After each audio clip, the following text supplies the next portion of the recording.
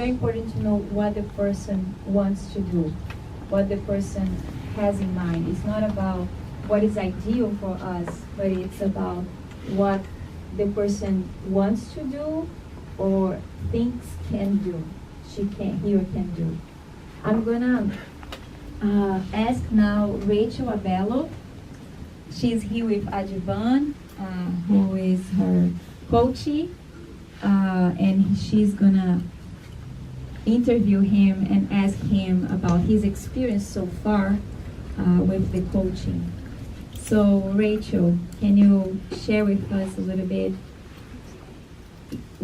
about your experience with coaching Adjiban? Yeah, so I just want to go ahead and ask Adjiban some questions first of all on his experience and his journey with these coaching sessions. So first of all, Adjiban, what was your goals? What were your goals going into these sessions? Tell us a little bit about that.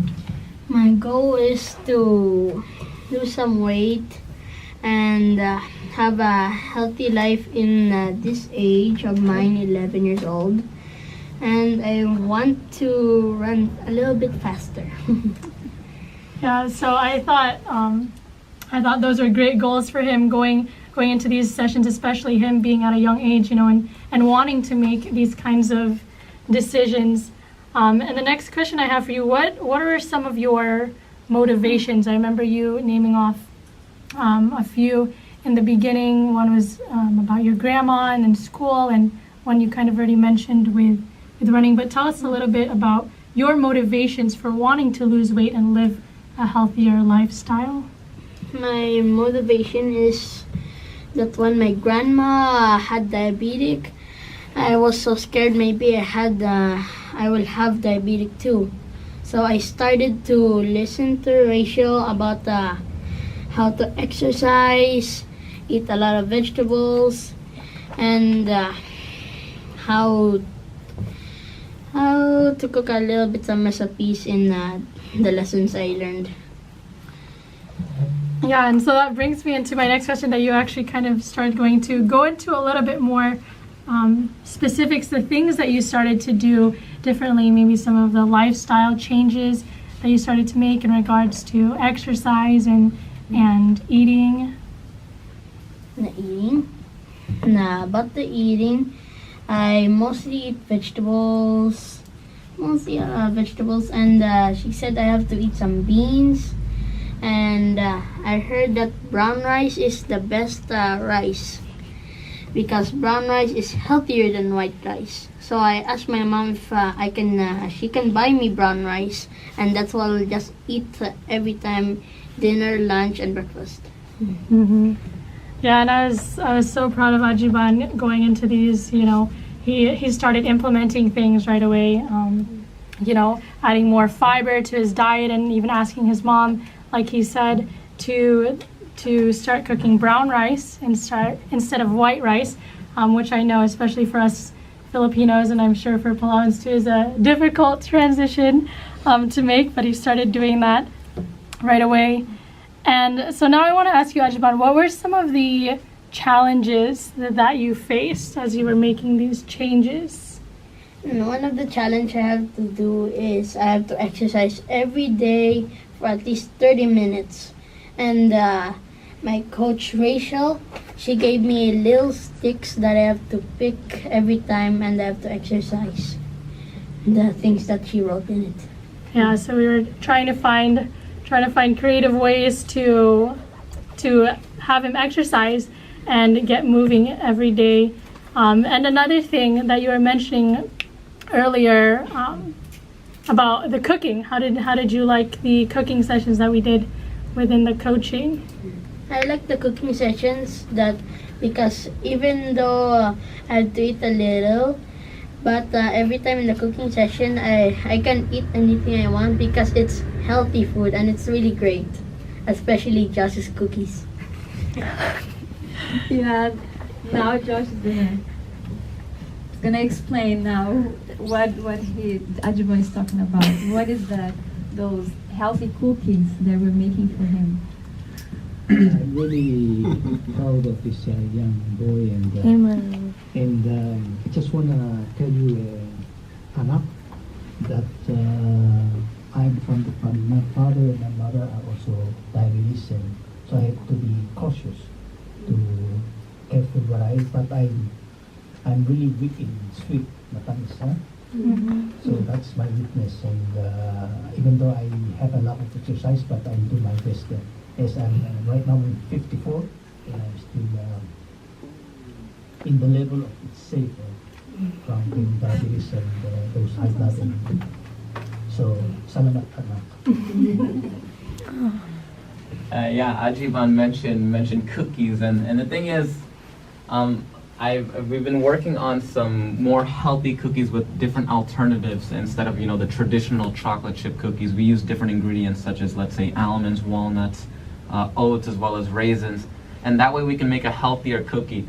But at the same time, though it's healthy, we still need to be moderate with how often we eat these cookies. So I'll make it here and there, a healthy, nice, fruitful cookie, but we always, keep it in moderation. But I'm glad Adjiban likes our cookies. I should make him some more now because he said that. Another transition, very nice transition that Rachel offered to Adjiban was to, before he moved to brown rice, he started putting flax seeds on top of his white rice to add more nutrients to the rice and more fiber, for more dietary fiber, so you feel full and you don't feel like eating again in about an hour or two. So that was a good transition that I saw Rachel suggesting to Adjiban.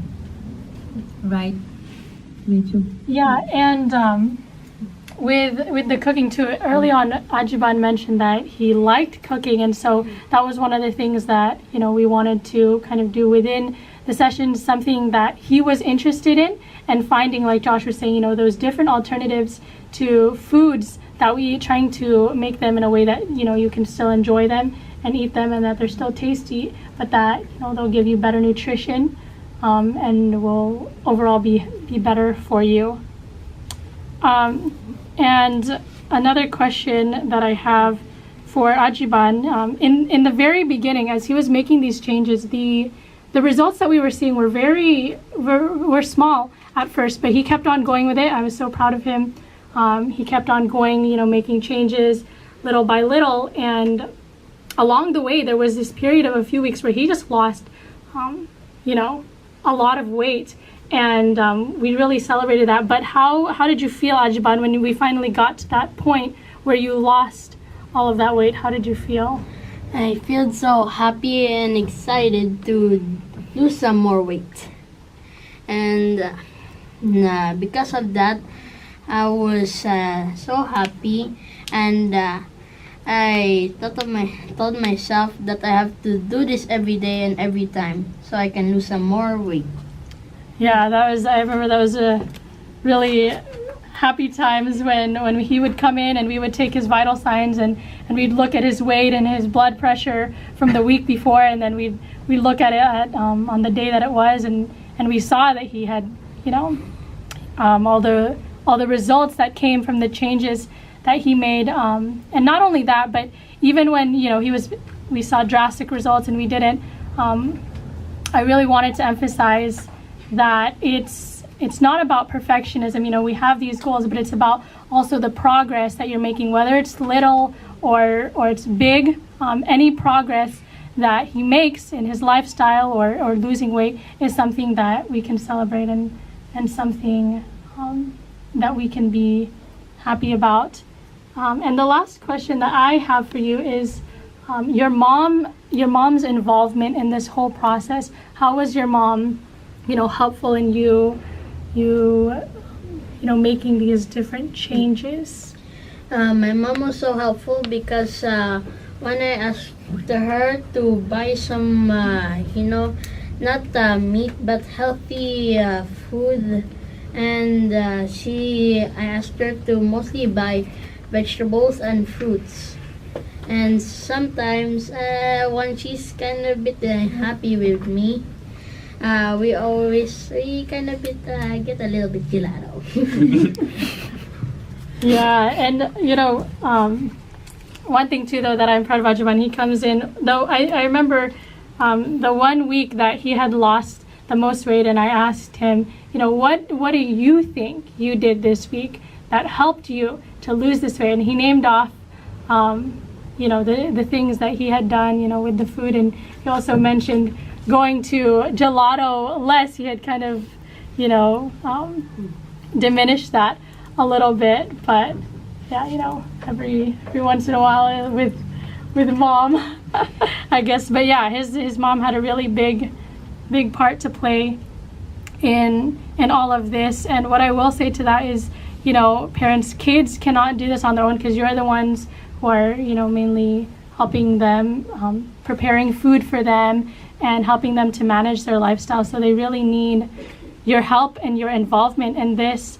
And what I can say too is that it'll help keep you accountable, because I know that when I'm doing coaching sessions, it helps me to watch more what I'm doing, how I'm living, if I'm living up to what I'm trying to help other people with. And so I will say that as a parent, if you're trying to get on a path to better health as well, helping your kids is really going to help you as well. It'll help to keep you accountable as well. And I really believe in educating kids in this while they're young, because this is a time where they can really either change habits that they've maybe started to form, bad habits, or make new habits before, different diseases or problems in their life progress or develop.